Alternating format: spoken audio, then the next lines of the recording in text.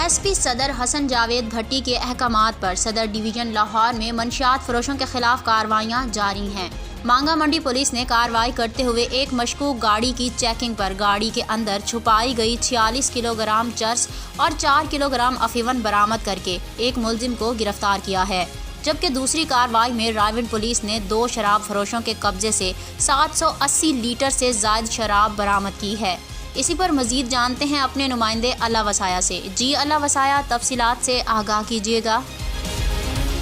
جی بالکل، S P صدر حسن جاوید بھٹی کے احکامات پر صدر ڈویژن لاہور میں منشیات فروشوں کے خلاف کارروائیاں جاری ہیں۔ مانگا منڈی پولیس نے کارروائی کرتے ہوئے ایک مشکوک گاڑی کی چیکنگ پر گاڑی کے اندر چھپائی گئی 46 کلو گرام چرس اور 4 کلو گرام افین برآمد کر کے ایک ملزم امیر معاویہ کو گرفتار کر لیا ہے، جبکہ اس کے 2 ساتھی فرار ہو گئے۔ پولیس کے مطابق ملزم اور اس کے فرار ساتھی منشیات کی سپلائی لے کر وہاڑی جا رہے تھے۔